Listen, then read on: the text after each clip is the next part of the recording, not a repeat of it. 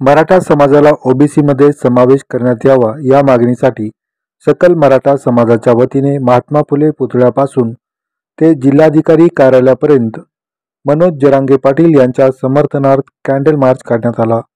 त्याप्रसंगी मराठा समाजातील युवक युवती महिला तसेच पुरुष मोठ्या प्रमाणात दिसून येत होते। मराठा आरक्षणाच्या मागणीसाठी 2 जानेवारीपर्यंत राज्य सरकारने कालावधी मागितला। मनोज जरांगे पाटील यांनी आपले उपोषण मागे घेतले, पण 2 जानेवारी नंतर सरकारने दगाफटका केला तर उद्रेक होईल, सरकारच्या मंत्र्यांना गोळ्या घालू, महाराष्ट्रात उद्रेक होईल असा इशारा सकल मराठा समाजाच्या वतीने नांदेडमध्ये देण्यात आला आहे। मराठा समाजाचा सरसकट ओबीसी मध्ये समावेश करून सरसकट कुणबी दाखले देण्यासाठी मराठा योद्धा मनोज जरांगे पाटील यांनी आंतरवाली सराटी या ठिकाणी जे आमरण उपोषण स्वीकारलं, आमरण उपोषण जे उभा केलं, त्या आमरण उपोषणाला पाठिंबा देण्यासाठी सकल मराठा समाज नांदेडच्या वतीनं आज महात्मा फुले चौकातून छत्रपती शिवाजी महाराजांच्या स्मारकापर्यंत भव्य असा कॅन्डल मार्च काढण्यात आला होता। या कॅन्डल मार्च मध्ये शेकडो बांधव आणि शेकडो माता भगिनी उपस्थित राहिल्या होत्या। जरी मनोज जरांगे पाटलांनी आज समितीला 2 महिन्याचा कालावधी जरी दिला असला तरी ही संविधानिक पद्धतीने आणि शांतीमध्ये युद्ध चालू असणार हे कुठेही थांबणार नाही। या ठिकाणी 2 गोष्टी मी नमूद करू शकतो। 1 नोव्हेंबर 2023 रोजी राज्य सरकारच्या माध्यमातून सर्वपक्षीय ठराव जे पारित करण्यात आला होता, त्या ठरावाची होळी या सकल मराठा समाज नांदेडच्या वतीनं करण्यात आली। त्याचं कारण म्हणजे सरकार मराठा आरक्षणाच्या बाबतीमध्ये वेळकाढूपणा करत आहे, हे आम्हाला मान्य नाही। जर यदा कदाचित 2 जानेवारीपर्यंत मराठा समाजाचा सरसकट ओबीसी मध्ये समावेश नाही केला तर याच ठिकाणी जे चेतलेल्या मेणबत्त्या आहेत त्या मेणबत्त्यांचं रूपांतर उद्या वनव्यामध्ये होईल आणि आज फक्त ठरावाची होळी आम्ही या ठिकाणी जाळली। येणाऱ्या काळामध्ये याच मंत्र्याला घरातून काढून जाळल्याशिवाय मराठा समाज शांत बसणार नाही। सरकारला पुन्हा अल्टिमेटम दिलेले आहे, त्यांच्याकडे मशाल आहे, त्यांनी तात्काळ मशाल इथे जमा करायची आहे। कृपया सर्वांना विनंती आहे, मराठा बांधवांना एकत्र टाकू नका मशाल, कोणाकडे आहे आता लगेच आणून द्या। मध्ये आहे एक मशाल, वाटते की मराठा समाजातील आमदारांच्या लोकप्रतिनिधींच्या गाड्या फोडल्या, घरात जाळे म्हणून एवढ्या गडबडीने सर्वपक्षीय नेत्यांनी बैठक घेतली, परंतु मनोज जरांगे पाटील यांनी मराठा समाजाचा तिढा आरक्षणाचा सोडवण्यासाठी विशेष अधिवेशन बोलावं अशी जी मागणी केली होती त्याबद्दल चकार शब्दही एका सर्वपक्षीय नेत्याने काढला नाही। सर्वप्रथम सकल मराठा समाजातर्फे या सर्व लोकप्रतिनिधींचा जाहीर निषेध करते आणि या ठिकाणी सांगते की आज सरकारने जो आम्हाला अल्टिमेट दिलेला आहे, सरकारला आता एवढंच सांगणं आहे की 2 जानेवारीपर्यंत जर मराठा समाजाच्या आरक्षणाचा जर निकाल लागला नाही तर येणाऱ्या काळामध्ये जशा आज मराठा संतप्त युवकांनी तरुणांनी जशा गाड्या फोडल्या, घरं जाळे, येणाऱ्या काळात तुम्हालाही समाजातील युवक जाळ्याशिवाय राहणार नाहीत। येणाऱ्या काळामध्ये जसं भगतसिंगांनी पोलीस ब्रिटिश अधिकारी जॉन सॉल्डर्सला गोळ्या घातल्या होत्या, तसा जर मराठा समाजातील युवक रस्त्यावर उतरून तुम्हाला जर गोळ्या घालायला लागला तर यात तुम्ही किंचितही नवल वाटू देऊ नका। येणाऱ्या काळामध्ये मराठा समाजातला हा युवक संतप्त झालेला याचा आक्रोश नक्कीच बाहेर काढणार। त्यासाठी परिस्थितीचं गांभीर्य लक्षात ठेवून महाराष्ट्रात शांतता आणि सुव्यवस्था कशी राखावी आता हे लोकप्रतिनिधींची जबाबदारी आहे, कारण मराठा समाजाने 58 मोर्चे काढले, आजपर्यंत शांततेत आंदोलन चालू आहेत। जरांगे पाटील सुद्धा शांततेमध्ये आंदोलन करत आहेत, परंतु अजूनही मराठ्यांचा जर अंत तुम्ही पाहत असाल तर या अंतालाही कुठेतरी सीमा आहे आणि याचा उद्रेक जर होईल तर हा उद्रेक होणार नाही, हा भडका होईल आणि हा भडका लोकप्रतिनिधींना जाळ्याशिवाय राहणार नाही, एवढं मात्र निश्चित आहे। जे राज्य शासनाने 24 डिसेंबरपर्यंत शिंदे समितीला वेळ दिलेला आहे, त्यानुसार 2 जानेवारीपर्यंत मराठा समाजाला त्या समितीनुसार रिझर्वेशन देण्याचं मान्य केलेलं आहे। या 2 जानेवारीपर्यंतचा वेळ पुरेसा आहे का?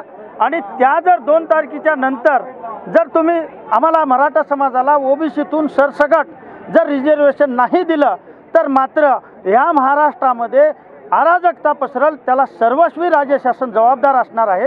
कारण आता मराठा समाजाचा संयम सुटलेला आहे। मागच्या 40 वर्षापासून तुम्ही आम्हाला राजकारणाची पोळी भाजण्यासाठी तुम्ही याचं काढून त्याचं काढून त्याच्या डोक्यावर ठेवून फक्त राजकीय पोळ्या भाजण्यात चालू आहे। कालची जी बैठक झाली आहे ती बैठक म्हणजे फक्त चणे फुटाणे खाण्याची बैठक आहे।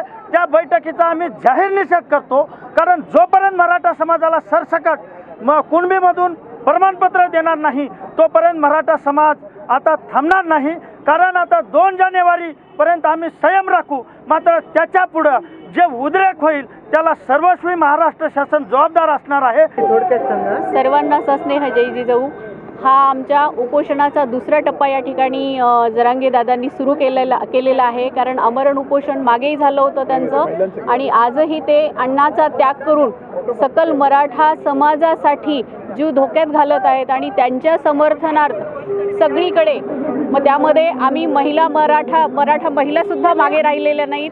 या सगळ्या रणरागिणींनी साखळी उपोषण करून नांदेडमध्ये सुद्धा सहकार्य केलं आणि अतिशय शांतते संविधानिक मार्गाने आमचं हे उपोषण चालू आहे. म्हणून आम्ही सरकारला वेळोवेळी विनंती करत आहोत की तुमचे बरेचसे निर्णय रात्रीतून होतात, मग मराठा आरक्षणाच्या बाबतीतच का होत नाही. आणि कुणबी मराठा कुणबी हे एकच आहेत ही आम्ही वेळोवेळी आपल्याकडे मागणी केलेली आहे. कारण त्याचे पुरावे हजारो दिलेले आहेत आणि कलम 83 मध्ये ओबीसीत आरक्षण हे कुणबी मराठ्याला आहे. आमची मागणी तीच आहे की जे काही मराठवाड्यातले जिल्हे राहिलेले आहेत त्यांना तुम्ही ओबीसी मधलं कुणबी मराठा हे प्रमाणपत्र द्यावं, हीच आमची विनंती जरांगे दादांच्या माध्यमातून. आणि जरांगे दादा हे आजचे छत्रपती शिवाजी महाराजांचे मावळेच म्हणू मी, कारण एवढा प्रामाणिकपणे तो व्यक्ती एक साधारण सामान्य शेतकरी असलेला, ज्याने अख्ख्या महाराष्ट्राला पेटवून उठवलेला आहे, जागं केलेला आहे की आरक्षणाचा हा लढा आपला अतिशय प्रामाणिकपणे जर आपण लढलो, संविधानिक पद्धतीने लढलो तर आपल्याला आरक्षण मिळायला वेळ लागणार नाही. आणि हा आमचा लढा जोपर्यंत सरकारकडून ठोस असा ओबीसी मधलं 50% मधलं आरक्षण मिळणार नाही मराठ्यांसाठी, तोपर्यंत आमचं हे आरक्षणाविषयीचं उपोषण हे वेगवेगळ्या पद्धतीने वेगवेगळ्या टप्प्यांनी चालूच राहणार आहे, असं मी या ठिकाणी विनंती करते. जय जिजाऊ. या ठिकाणी आज नांदेडमध्ये जो मोर्चा झाला, कॅन्डल मार्च झाला, तो कॅन्डल मार्च हे सिद्ध करत होता की जरांगे पाटील हे व्यक्ती नाही तर विचार झालेला आहेत आणि हा विचार दडपण्याचा प्रयत्न कितीही केला तरी सरकारला तो विचार दडपता येणार नाही. भलेही 2 महिन्याने का होईना तोपर्यंत मराठा समाज संयमी आहे, वाट पाहिल, परंतु मराठा समाज आपलं आरक्षण घेतल्याशिवाय राहणार नाही. या राज्यकर्त्यांमुळे विखुरलेला मराठा समाज आज या राज्यकर्त्यांच्या नाकर्तेपणामुळे पुन्हा एक झालेला आहे आणि एक झालेला मराठा समाज काय करू शकतो हे तमाम महाराष्ट्रानेच नाही तर अख्ख्या भारताने बघितलेलं आहे. धन्यवाद. जय जिजाऊ. मागच्या 26 तारखेपासून जिल्हाधिकारी कार्यालय नांदेड येथे मराठ्यांना ओबीसीतून आरक्षण मिळावं या मागणीसाठी साखळी उपोषण चालू आहे. 400 वर्षानंतर मराठ्यांना एक असं नेतृत्व मिळालं हे जरांगे पाटील यांच्या नेतृत्वाखाली साखळी उपोषण चालू आहे. त्या संदर्भात आज दिनांक 2/11/2023 रोजी महात्मा फुले पुतळा ITI येथून ते छत्रपती शिवाजी महाराज येथे कॅन्डल मार्च काढण्यात आला. यामध्ये मराठा ओबीसी मागणी करण्यात आली आणि सरकारचा निषेध नोंदवण्यात आला. या चालू सरकारचा निषेध नोंदवण्यात आला आणि निषेधाची होळी आता करण्यात आली. छत्रपती श्री शिवाजीराजे यांना मानाचा मुजरा करून मी सकल मराठा समाजातर्फे नवीन मोंढा नांदेडतर्फे मी समाजाला सरकारला एकच इशारा देऊ इच्छितो की या सरकारने आमच्या मागण्या पूर्ण करावं. आम्ही तरुण मुलं शिक्षणासाठी एफर्ट्स घेतो, प्रयत्न करतो, नोकरी लागण्यासाठी एफर्ट्स घेतो. आमचा गुन्हा काय याच्यामध्ये 92% असणारा मुलगा मागे पडतो आणि 60-70 आम्हाला बाकी 60-70-50 आहेत. याच्याबद्दल आम्हाला काहीच नको आहे.